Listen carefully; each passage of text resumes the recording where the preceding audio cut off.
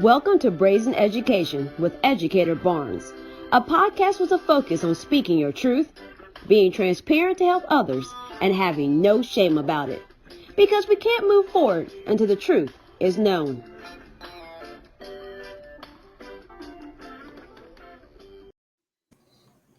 Welcome back to another episode of Brazen Education. On this episode, we're going to talk about Black excellence. And today with me, I have our guest, Marlon Llewellyn. He is currently the Director of Recruitment and Strategic Partnership for Marian University's CLIPS Educator College. Marlon, welcome to our show.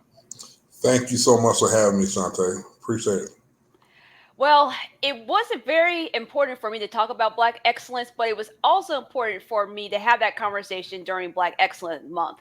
If you follow me, you know that I say that Black excellence, Black history is 365 days a year, 366 days if it's a leap year. And that is an ongoing conversation. But many times Black history becomes kind of like this situation where we just talk about like Black trauma and Black sadness. Mm-hmm. And I want to focus our conversation on Black excellence, Black achievement. And to have this conversation, I wanted to bring on someone who has exuded Black excellence and who is also championing and promoting and trying to get other people to participate in Black excellence. So, Marlon, how do you define what Black excellence is? And how do you define that for educators? And how do you define that for staff? First, I want to say thank you, Shantae, once again for having me. And also thank you to everyone who's listening on this conversation. You're doing some great work here on the Brazen Education podcast. So I'm just super excited. So what my kids say now, I'm uber excited. So I define, when I thought about this, I define Black excellence really around access and opportunity.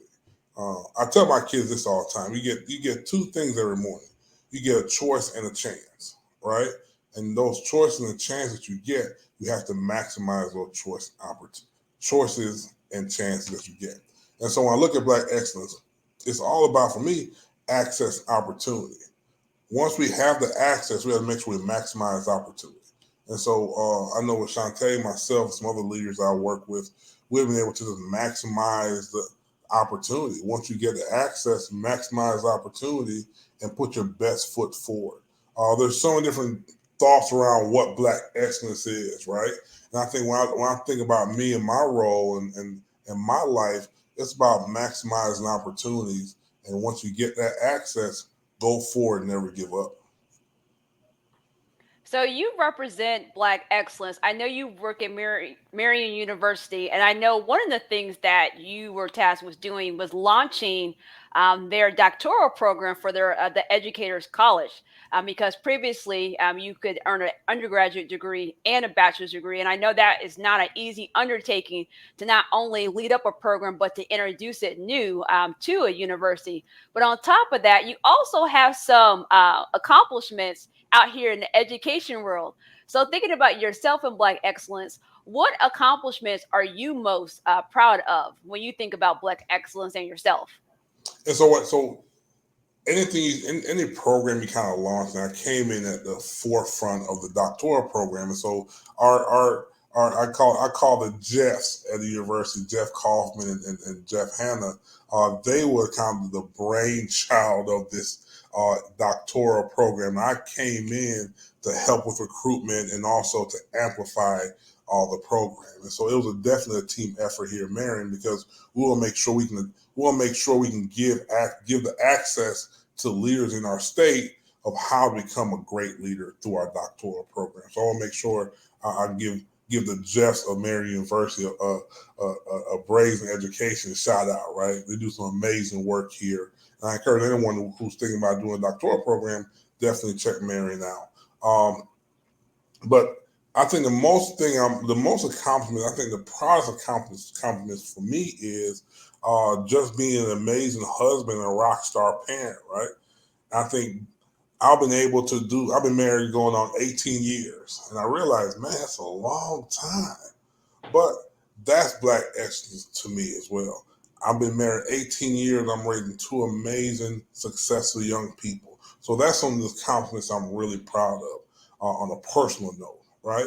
Well, on a professional note, I've been blessed, right? I've been blessed in the fact that I've been able to experience everything in the K-12 space. I was a teacher. I was an instructional coach. I was a dean. I was an assistant principal of instruction, assistant principal of culture. I was a principal, right? I was director. So I've been able to experience everything instead of everything in the educational space professionally. And even the opportunity I worked in a private school, public school, charter school, turnaround school, urban school, rural school, traditional school. So those are some of the, I guess, the accomplishments I'm really proud of. One, just making sure I'm taking care of my home and being a great husband, a great father. And the second accomplishment for me is just the opportunity to be successful in all the spaces in K-12. So one the how I first learned about you is when you were a principal and the high achievement that your school obtained. Can you talk a little bit about how do you push a school? The schools on the east side of Indianapolis. How do you push a school where the students are mostly black? How do you Mm-hmm. push those students to excellence when those students who were in previous schools may have been given up on and maybe be seen as a lost cause that they couldn't get to a place where they could be at a school that's rated an A school. Yeah, I mean, once again, it came down to people and leaders, right? I was blessed to work with some amazing educators, right? Patrick Jones, who's now at the Mind Trust, Kelly Marshall, who was my CEO, who's now at the Mind Trust, Erica McGady, who now works for a K-12 organization here in the city, Megan Lewis, in my eyes is one of the best guidance counselors ever, right? So I was blessed to work with a network at Charles A. Tinley Accelerated Network, who had amazing talent. And so I just came in and followed the system that was put in place prior to me getting there, and follow the system with fidelity. That network of school, Tinley, I think it became a hotbed of talent, right? Because you had to go in, you had to be laser like focused on the plan of action. And the plan of action, and the goal was to get 100% of our kids to college. And so I just came in with that mindset to follow the system, add my little pieces to it as well, right? I'm gonna put my little swag to it, and making sure that we remove ourselves from the equation and focus solely on the improvements and the achievements of the young people that we're serving. And so some of the numbers that I was able to accomplish as a team there was we had some of the highest proficiency rate. We ain't talking about growth now. The highest proficiency rates for African American boys in the state of Indiana, and that was because of the system that was in place. And we really focused. And people say, "What's the special sauce during those times at Tinley?" I would definitely say special sauce was love, love, right? So high accountability, high expectations, covered with love. And so we loved our babies, we loved our staff, and wanted to make sure we put everything in them to make sure they could achieve great things. I think that's what you saw there at Tinley during those times.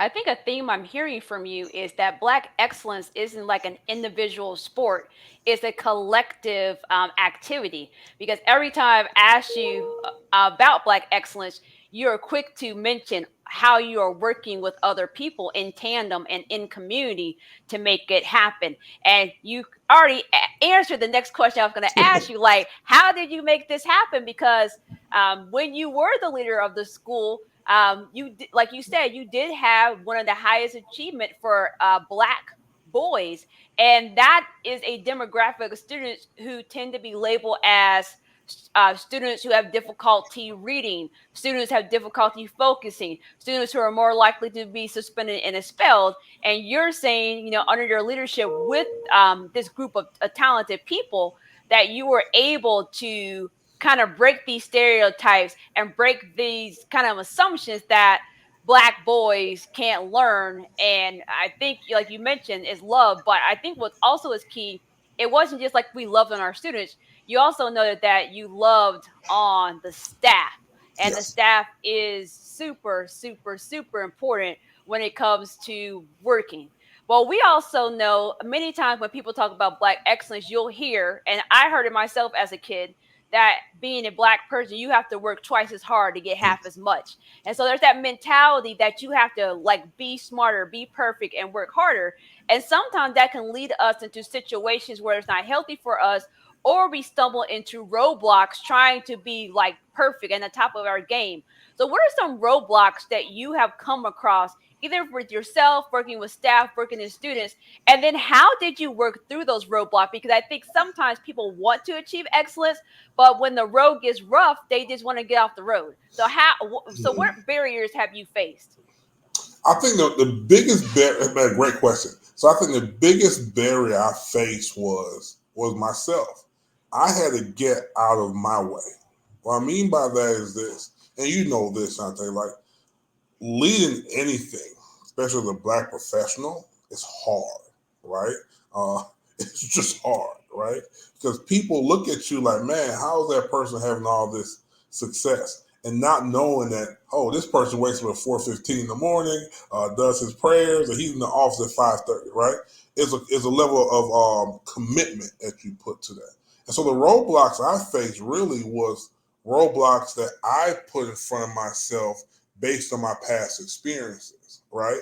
And so in that role, it was a grown experience for me personally and professionally because I had to learn how to leave all the baggage behind from previous opportunities and previous experiences to focus my attention on what the work was. And the work was to make sure black and brown students in my school achieved at the highest level compared to their white peers. And so that was a work for me, right? And also I learned how to remove barriers. Number one was to focus my energy on the why. We hear it all the time. What's the why? What's the why? Right?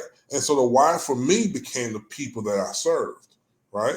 I knew if I was showing up authentically every day, 100% as Mr. Llewellyn, the people that I was serving and serve alongside me, they showed up as well. And so by removing some of those barriers and roadblocks that we all have, right? But it takes somebody very special to reflect on that and really understand what the true issue is. I was able to achieve some amazing work and amazing things. I won't say me. I'm big on not saying me. We were able to achieve some amazing things at Tinley because as a leader, I was able to focus myself on the work and remove myself, my personal views, my personal feelings from the work itself. And I think that's hard because some in education, if you go through any education program, we do a lot of reflection. Oh yeah. How do you feel about this? How did this work? What would you do differently? But when we leave the like education space, as in us being in the role of the student, sometimes we forget that we still need that reflective All day. piece to like be like, oh, how is this impacting? And I would definitely agree with you. Like yourself can be like the biggest barrier to getting anything done, especially in this space, because sometimes things get tougher for us and you have hard times leaving things behind. Like you think because something happened at a previous job, that's going to happen at this next job. And there are totally different people, totally different views. They wanted you for a particular reason, but you're like stuck in your head. And Yeah. so thinking about you being a leader, what advice do you give when you're working with staff members who find themselves in that situation where you see the potential in them, you see them striving for excellence, but they are kind of stuck in the mud and can't like get back on track? Like, what do you do? Like, if you were going to give advice uh, to another black leader, like, what would you say to them to help them kind of lift up other black educators? I want to just touch. It's hard for us to reflect while we're in the moment, right? It's hard to reflect while you're in the work. A lot of my reflection occurred after I left the role of principal, and I was like just blown away. Like, wait a minute here, wow, right? but it's very difficult to reflect and work. That's why I was teasing the superintendent. I think you need. I told the superintendent one day, I say, hey, you need to give your principals like mental break days or weeks, right? For them to go somewhere secluded and just sit there and just reflect on the work, reflect on the successes, and reflect on the failures. I think that was something that was hard for me to do as a leader because I was so stuck in the work, and that became the mud, right?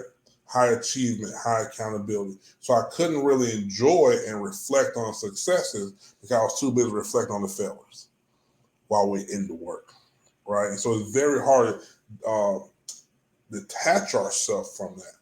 And I think that's why I tell a lot of leaders now I work with, say, how do you detach yourself from the work so you can truly and honestly reflect on what's going wrong and what's going right? And you'll realize once you take that time away, you'll realize that guess what? You're doing some amazing work. There's a lot of things that are going right, then there's a lot and less things that are going wrong. So just telling leaders to try to find that time to reflect. And I had an amazing staff, as I shared with you before. I had an amazing guidance counselor. I had amazing APs. I had amazing teachers.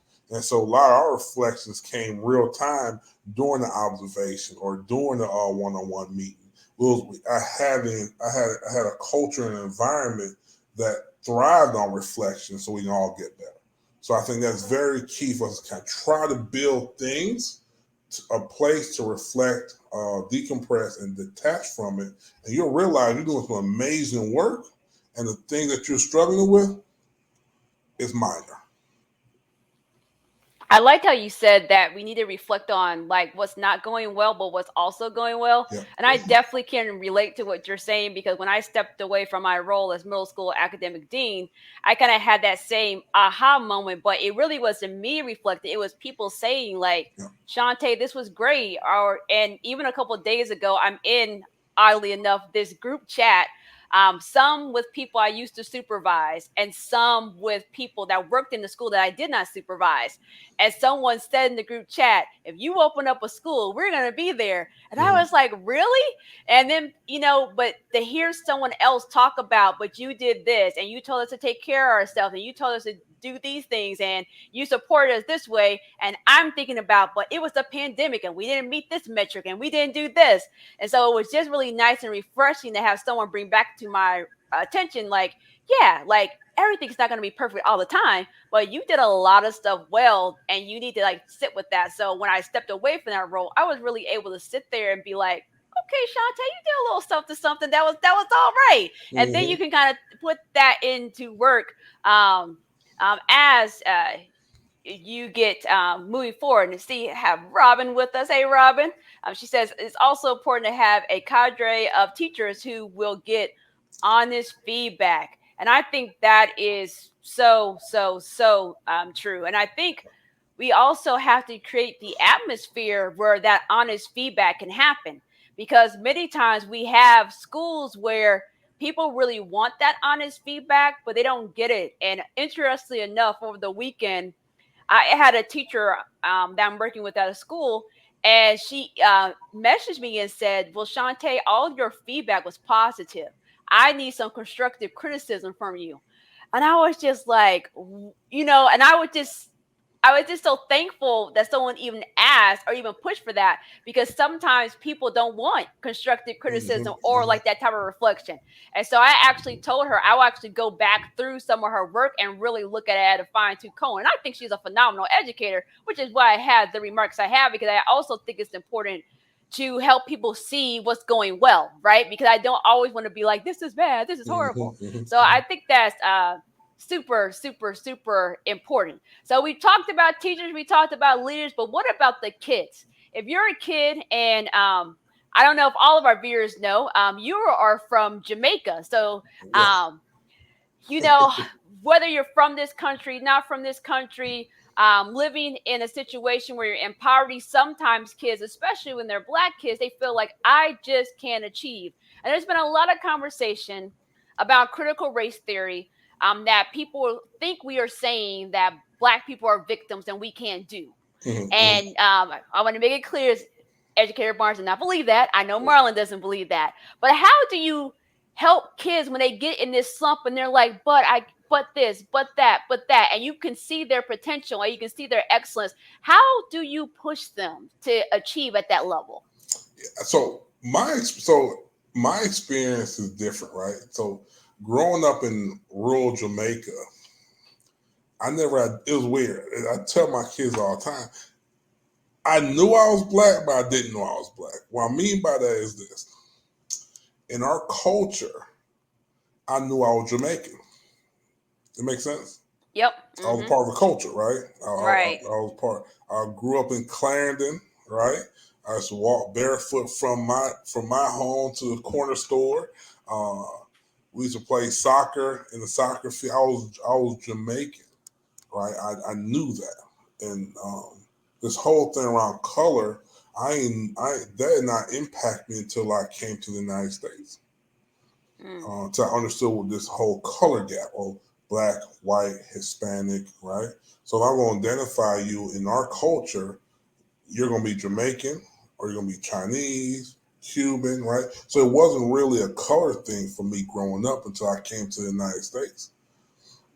And my first experience of like true like racism was when I got to college. And it was I don't call it racism. I think I call it we call it it's like passive aggressive behavior or right. It was weird. And my first experience was in college when I met a female doing orientation, and she was from a small rural town in Indiana, and she looked at me and she was like, "We was in these groups. I'll never forget this." And she said, "Hey, you're the first black guy I ever spoke to." And I was like, "Huh?" And when I called my mom, I said, "Mom, I'm in Indiana." She was like, "Yeah, baby." I'm like, "Oh my goodness!" And so it was. So my high school was very diverse.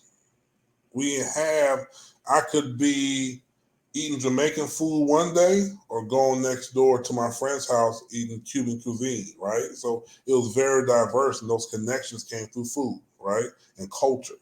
And so when you talk about this black excellence, then I just want to make sure I kind of share that context with me because I never experienced some of the things that some kids experience right now. So I look at everybody for who they are, right? A good friend of mine, he always talks about himself growing up in Nigeria, about how Nigeria has, well, he'll say, oh, like 60 plus languages. So you had to respect everyone for their what? Language and culture. It was the same thing in growing up in Jamaica. You had to respect people for their language and culture and what they brought to the table. Because if you didn't do that, you create some kind of conflict. We don't want to create conflict. And so this whole thing, even this whole thing of black excellence and black history and all those things. I was telling my son yesterday. I said we have Black History every day in Jamaica. It was like a month, right? Right. I'm learning about Marcus Garvey, right? Nelson Mandela, right? All these people, and we get a month in the United States, right? So it's it's a culture thing, I believe. I think also it's that culture thing, Shantae, that allows me to connect with young people too.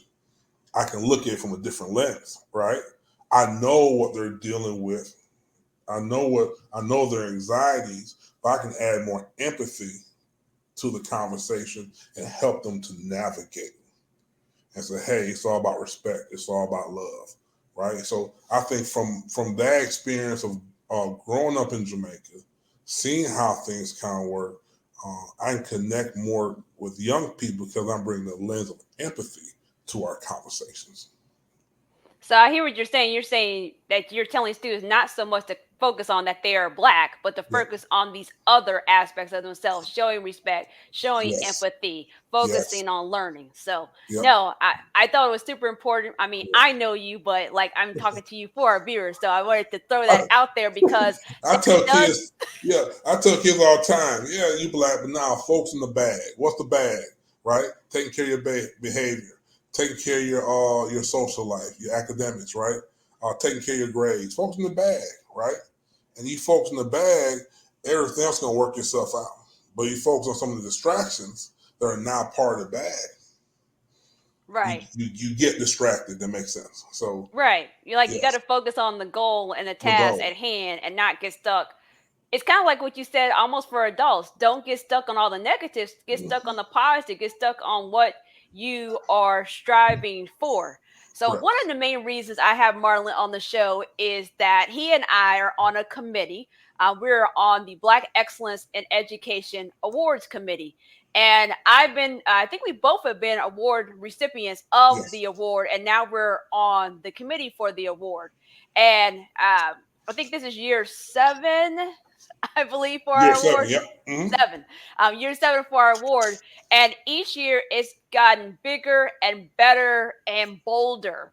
And I think, Marlon, I guess tell us a little bit about, I mean, I know, but tell our readers a little bit about why is this award a thing? Because there are people like, why do Black educators need their own award? What is that business all about? So, like, what is our why?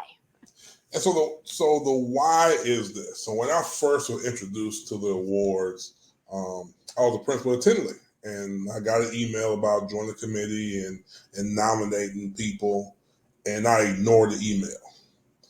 Right? I'm like, oh, Black Awards. Oh, another one of these awards things. Right? I ignored the email. I pressed the busy button. I'm busy. I can't really focus on that right Mm. now. Right? And it wasn't until I like transitioned, and I'm like, wait a minute here. We have some issues, right? I know a lot of great Black educators who are not getting the attention and the affirmation that they deserve, right?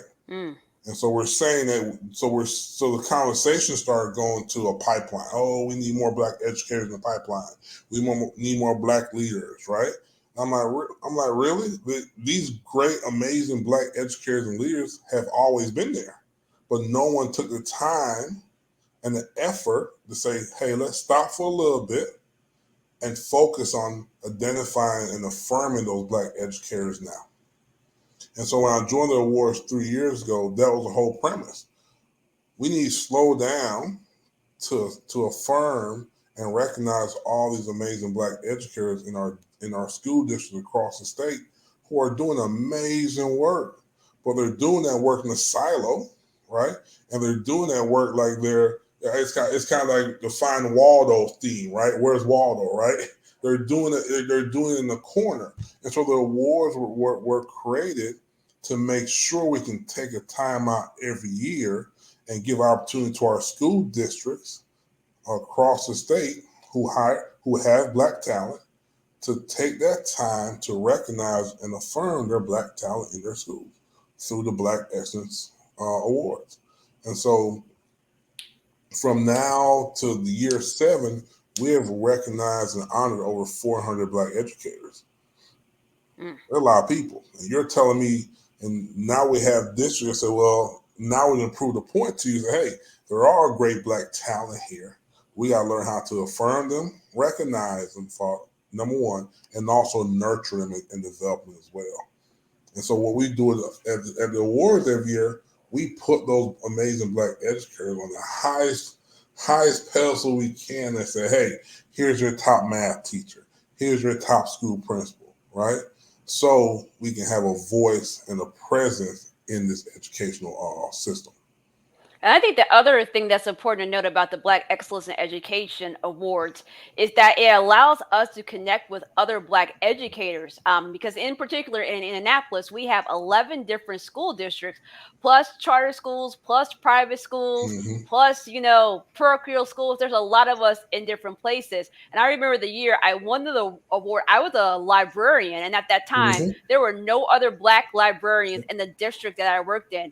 I had been an E&L teacher, only Black E&L teacher in the whole entire district. I've been an English teacher for most of my career, and many times I was the only Black English teacher in my school building. So to be at an awards program where I'm seeing other people that look like me, I'm like, oh, I can connect because sometimes I'm mostly taught Black students, Black or Latino students.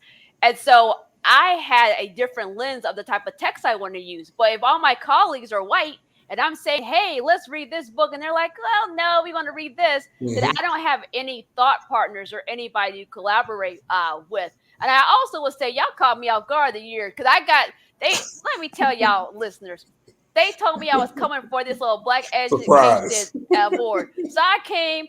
I didn't even, my husband didn't come. My kids didn't come. I just brought my mom and dad. Then I found out I was getting a whole other award for journalism, like a little plaque, and I had to come up there. I was like shocked. cool thing is, it was like the last big award that my dad saw me get before he passed away. So that was a great memory. And I had a picture taken with my dad at the awards program. And what was weird, my dad seems to know everybody. So Mhm. somehow my dad knew the photographer and started talking to him. So I got this really cool picture with my dad that I cherish to this day. But I think the cool thing about it, when I think about that whole experience, is this that I'm like, oh, like how you reacted when you got the first email about the award. I'm like, oh, I'm Yeah. just coming to this awards thing, blah, blah, blah. But then when I'm here with all these people, I'm like, wow. Like, and you hear what these other people have done, I'm like, oh, okay. I am doing something, because sometimes you just feel like you're in a silo, like you said. And we are the people that's more likely to quit education. When you look at the data, Black educators are leaving the profession and leaving quickly. We have a question, so I'm going to put this on the screen. This is from Robin Renee. She has a question for us. She says, I am actually a higher education researcher, and my interest is first generation college retention. Can you speak about reimagining college prep for this cohort and ways in which high schools and colleges can build a stronger bridge? So, Mm. Marlon, what do you think about this question from our viewer, Robin Renee? That's a great question. That's a great question. Um, but I think about how do we reimagine this college prep for this core, first generation core.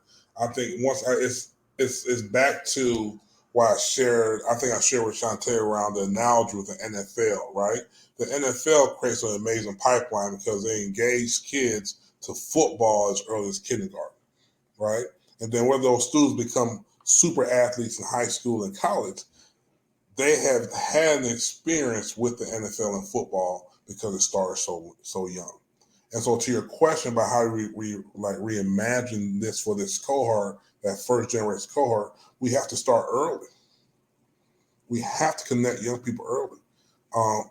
I know one thing we're doing here at Marion, we have a partnership with Ivy Tech, which we are creating cadet program, teaching cadet programs in various high schools across the state. And we're saying we're going to start early by affirming and recognize those kids as early as like fifth grade, that this student can be a great educator. So to your question around how do we reimagine that, we have to start the process early. It can't be started in high school. It definitely even at sixth grade it's a little bit too late. We have to connect those young people, those first generation young people as early as I'm thinking third grade, early, so they can start thinking and dreaming about being a college graduate. So that's an amazing question. No, I think that's great, because I actually did cadet teaching in high school, Yep. Lawrence North High School, and my understanding is they still have that program going Yep. on today. But it can be too late. And a suggestion to you, Robin Renee, is that when I was a librarian, I did a program where I brought third graders down to the library, and they read to kindergartners. And the two benefits to this was the kindergartners were getting the opportunity to hear reading, and the third graders were able to build up their reading skills. But they were like many like little teachers. So they came in, I gave them instructions, they worked with the kindergarten student, and because I had a problem of I have all these kindergartens, they have all this energy, so I need like a productive thing. So I think there's little things that we can put in place for elementary up through middle school, then before you get to high school, to help with that kind of interest in college, especially when you're first generation. For me, my mom has a high school diploma. My dad has an associate's degree. But even with my dad having an associate's degree, when it came to applying to a 4-year university, I was really on my own in figuring that stuff out. And so if I didn't have the perseverance to kind of talk to like ask questions, I would have just probably got a job, to be completely honest. I would have got a job and just kept it moving. And so I think we really do have to have those conversations about what you need to do, especially in Indiana, the 21st Century Scholars Program. So many people miss out on that. For my non Indiana viewers, the 21st Century Scholars Program is a program where you get 4 years of free college if you stay in Indiana, if you keep, I believe it's a 2.5 GPA, but Mm-hmm. you have to apply in seventh or eighth grade. The only exception is if you're considered a homeless student, Yep. then you're allowed to enroll in high school. But a lot of kids, by the time they find out about it, it's ninth grade and they no longer can Yeah. enroll. And the reason they have you enroll in seventh grade because there's things they want you to commit to. They want you to commit to making good choices and making good grades because once you're in high school, you have to keep your GPA up, and you also can't get into any type of criminal activities, right? Mhm. So I think a lot of times we don't do our due diligence, and I like telling kids about because money is a real barrier, and kids don't know that they qualify for free money. Um, that is also a problem. So, Robin, thank you again for the question. I think she has one more comment for us that I'll show. She said, I definitely like to see Black professors visiting K 12 so that students see them. First generation are intimidated by professors and undergraduate. I will agree because sometimes I do teach a course or two at Marion, and I've taught a course at IUPUI, and sometimes they are scared because sometimes I always say A school isn't always an A school everywhere. So you may leave high school, let's say English, and you may not have the same proficiency as another kid who took high school English somewhere else. And so sometimes that is an intimidating uh, process. So, Marlon, you mentioned something at the very beginning when I asked you what you were most proud of. You talked about being a husband, but you also talked about being a father.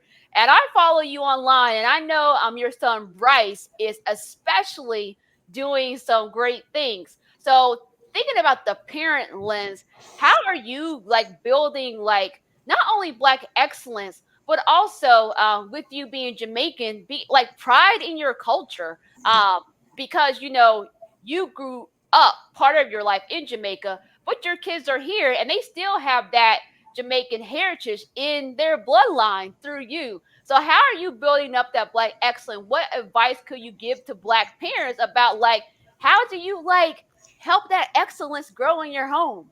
So I laugh because my my kid will say this. They bring a Jamaican out of me when they get me mad. Okay. So even though I don't have an accent right now, and both they do something that's off the beaten path. It's like straight Patois. It's like I'm in Kingston again with them. So I'm laughing because my daughter would tell me that when we get you mad, you just flip to me, Mr. Jamaican guy. Because that was my dad growing up, like, and my grandfather. My grandfather, he cut sugar cane, right? And so as a young kid growing up, uh, we knew not to get granddad mad because this man working his butt off trying to provide for us. He's Mm, doing some a dangerous job as to cutting burned down fields or sugar cane to mm. provide for his family. And so the kids, I joke with the kids all the time. Yeah, I did pick up for grandfather to make sure he take care of stuff. But there was a book I read. You talking about how keeping Black excellence, especially like Black for parents and students. There was a book I read a couple years ago called Raising Superman. I think you might have read the book from Nathaniel Turner. He was Yes, I talking have about read that book. read that book talking about how he raised his he took like a backward design approach to raise his child, his son, who's now currently, I believe, he's at Carnegie Mellon, finished up his PhD program, all paid for. But it talks about just being more intentional with our young people, and so I kind of mimic a lot of the stories and advice that the book kind of laid out for me as I raised my son and my daughter. And from the culture side of things, prior to COVID, we took vacations yearly to Jamaica so they can always stay connected to the culture. Because it's very different when you live in a predominantly white suburb, right, in Annapolis, right? You can walk your dog and go to a park, go to a neighborhood pool, right? Walk McDonald's, right? It's some convenience that you have. And then we went to Jamaica every summer. We're going to our family house, and they're seeing like, man, we got this. Is how Dad was grew up, and then so they appreciate things a little more. And so that's how I keep them connected to the to Black excellence in our culture by always visiting. And also, majority of my family resides in Florida, so we're always visiting family. Um, I'm the third grandchild of 90, right? So 90 grandchildren. And so those are fun times. Yeah, COVID ruined a lot of those times, but now we'll connect via Zoom and things in our group and our family chat. And so I connect my kids with Black excellence through our culture by showing that like you mentioned earlier, that you're not a victim, right? Your grandfather worked his butt off as a sugarcane field worker, bought the adjacent property next to him, and vice versa, right? And you built out a culture built out a family of Black excellence in which you have 90 grandchildren, right? And so I just try to keep my young people, my children, very grounded. And say, look, man, you're more than conquerors, right? You're kings and queens. And so if my grandfather can do that and work that hard, you can do the same thing as well and accomplish your dreams, your goals. Did you say 90, like 90? 90 is 90 grandchildren. Wow. Wow. I was like, I think he said 90, but I needed 90, to 90, 90. clarify that. Well, I Also, think, go 90. ahead. My grandma passed away last year before COVID really hit. My grandma Mm. passed away, and I never forget it. And we counted. It's 90 of us. 90 grandchildren was in front of her casket, and they chose me of the 90 to speak as like the representative for the whole 90. And so I'm looking down, looking at my grandma's casket, looking over the pew, looking at the people that packed out her church, and there's 90 of us. And I'm like, man, job well done, lady, right? Hmm.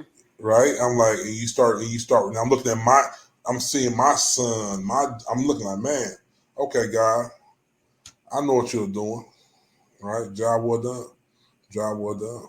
So, No, that is awesome. And I think you touched on a point about like knowing your family history, yeah. because even though there's trials and tribulations in being Black in America, there's always great things. A few years back, I learned that my family on my mom's mother's side owned a hotel in Mississippi back in the day, and I'm like, owned. I was like, that's pretty cool. And so just to know there's like people in your family that's done great things, that have sacrificed, and it's like if they can do it, like this is, this is in our blood. Like this is what our family does. This is not something that you have to worry about. Like you have people in your family that will help you out. So I also think it's important to know your history and know your culture, because that gives you the confidence to be Correct. able to strive for excellence. And I also think it's important that we talk about the diaspora and talk about the different culture, because like sometimes as an African American, sometimes you feel like you don't know what your culture is, Mm-hmm. you kind of, I mean, we have an African American culture. You have stuff like soul food. You have things that's considered like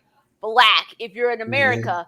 But I think that cultural piece is super important, because knowing who you are, where you come from, Right. who's in your family, gives you the confidence to know, like, I come from greatness, so Correct. therefore I will go out and be great. Marlon, can you tell us? I don't think we told the viewers, when is the Black Excellence Award, and then how can people like who can nominate, and how can people nominate people for the Black Excellence in Education Award? So this year, Black Excellence Award will be held in conjunction with the In the Power conference. In the Power is a social entrepreneurship company that's focused on what we just talked about: Black excellence in education, entrepreneurship, tech. And so Emil Ekior, the founder and CEO, we're all a part of this big conference in June. And so the Black Excellence in Education Awards will be held June 13th. It's a Monday, June 13th at Ivy Tech campus downtown by Meridian from 4 p.m. to 5:30 p.m. At this ceremony, we will recognize all our winners this year. They'll be recognized, they'll be invited, and it's a really amazing time. It'll be our first time doing it in person since COVID. We did it virtually for 2 years. And so we're just super excited to get back together and celebrate Black excellence together. And so on that day, it'll be a very festive and also very emotional time for a lot of people, because it's the first time we all can gather again together in one space. And so June 13th at Ivy Tech. So the question about how do you nominate? Nominations has been sent out to all our local school districts. And so if you're someone that says, "Hey, I had a great experience with a teacher," or my child had a great experience with a teacher, shoot your superintendent an email, shoot your principal an email, say, "Hey, this award is happening. I want to make sure you nominate Miss Jones for this award," right? So you can do your part as well by encouraging our local school districts to nominate a Black Excellence in Education teacher. Well, thank you for letting us know about that. So please, please, please, if you know a teacher, reach out. And I'm on the committee, and we do our due diligence of sending this to every place. Everybody. So don't let anybody be letting you think that they didn't get it because we sent it. so so it's out there. Marlon, I'm gonna give you the big screen. Oh, the big Um, screen. Okay. and uh, boy, you made me lose my thought. So this is what happened when you talk to somebody like because then they didn't The get you big all screen. off your game. But it's okay. So, Marlon, final thoughts about Black excellence in education and anything that you want to share or promote. But before so thank you. I'm on the big screen now, everybody. Ooh. And so before, thank you, so I thank once again, thank you to the Braves and Education Podcast. I just want to share, as you shared earlier, I'm Director of Recruitment and Strategic Partnerships here at Marion University and Eclipse Educators College. So we have two events coming up. This is a big recruitment cycle for us, and so we have two events. We have our doctoral info session coming up. That day is March 8th from 6 p.m. To 7 p.m. Everything's virtual, so I encourage everyone who have an interest in learning or earning a doctoral degree. Check out Marion. I encourage you to check out the website, and also we have for our teachers and our leaders, we have our teacher and leadership info session, right? We have our MAT program, our TET program, and also we have our leadership programs as well. In those webinars and info sessions will be Wednesday, March 9th. All the information is on our website at Marion, Marian, marion.edu. So check out our website. Marion University is a teacher university or an educational prep university. We want to make sure people that are listening to the podcast and across the city know that if you want to be an amazing rock star educator, Marion is a place to be. So check out our website. And lastly, I'll be remiss not to once again thank Dr. Barnes for this opportunity, but also everyone who's listening. Don't give up. As I shared earlier, we stand on the shoulders of giants, and my big giant was my grandfather who did his hardest to provide for 8 children. And so, as we stand on these shoulders and these giants, make sure we're doing our part, and make sure we're not giving up. Make sure we're always pushing forward, and make sure we're always leading with Black excellence. And so, that's all I have, Dr. Barnes. That's all I have for the podcast. And finally, always lead with love. That's it. That's it. That's it. Lead with love. And I also can give a recommendation. I did my admin program through Marion University. And what I loved about it was the opportunity to do a lot of self work and reflection because admin work is people work. Like it's people think if you think it's just like telling people what to do, that is not what leadership is at Mm-hmm. all. It's working with people. And also, Marlon always calls me Dr. Barnes because I'm in my doctoral program. He's speaking it into existence. Speaking it. My goal is to finish either at the end of 2023 or the beginning of 2024. So I just wanted to note that. So he speaks that. And she always does that to me. Right? I don't gotta explain Well, herself. I don't want people to be out here like you a doctor. You I ain't doctor. speaking it into existence. Like I just know you. I've been blessed to know you for the past 4 years. And I'm like, look, you're doing amazing work. And so I want to make sure I always affirm you and celebrate you too. So Well, Dr. thank you Barnes. so much. Well, guys, thanks for listening, and we will see you on the next episode. Thank you so much.